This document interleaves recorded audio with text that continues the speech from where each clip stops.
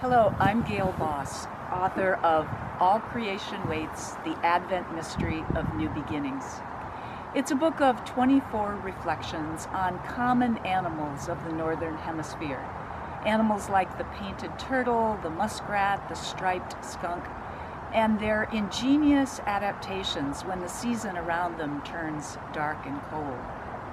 All 24 of these animals are animals that I observed here in the Calvin Ecosystem Preserve. And the reflections in the book offer each of them as a metaphor or a symbol for how a healthy human soul might respond when our circumstances turn dark and cold and threatening.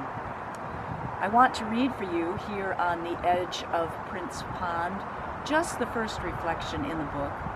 The reflection given for Advent 1, Painted Turtle, a creature whom I observed here at the Prince Pond. Advent 1, Painted Turtle. The day is bright and warm for December 1, but the logs in the marsh pond are bare. Spring to summer into early fall, they served, on sunny days, as spa to a dozen or so painted turtles. I would see them basking, splay-legged, stretching their leathery necks out full length, avid for every luscious atom of sunlight and sun warmth. Out of sight now, they've not escaped the harsher cold that's coming. The water is maybe waist deep in this pond, but a murky soup, clogged with roots and plants. One day in the fall, as water and air cooled at some precise temperature, an ancient bell sounded in the turtle brain. A signal. Take a deep breath. Each creature slipped off her log and swam for the warmer muck bottom. Stroking her way through the woven walls of plant stems, she found her bottom place.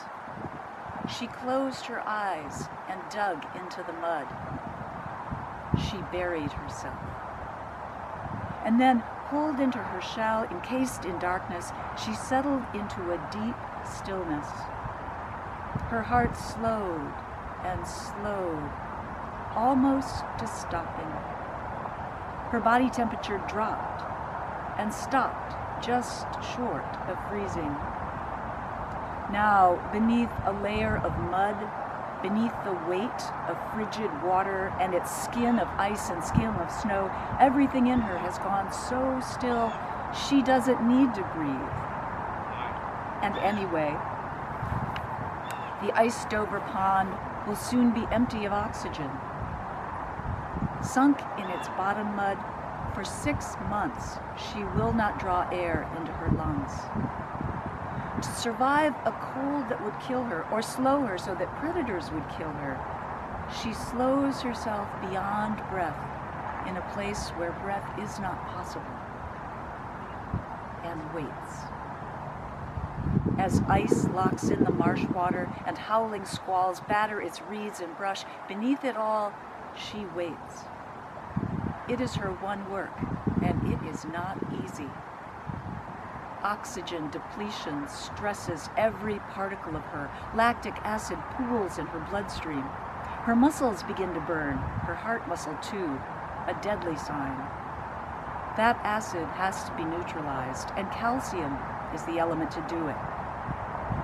Out of her bones, then out of her shell, her body pulls calcium, slowly dissolving her structure, her shape, her strength. But to move to escape, requiring breath in a place where there is no oxygen, that would suffocate her. So, though she is dissolving, every stressed particle of her stays focused on the silver bead of utter quietude. It's this radical simplicity that will save her. And deep within it, at the heart of her stillness, something she has no need to name, but something we might call trust. That one day, yes, the world will warm again, and with it, her life.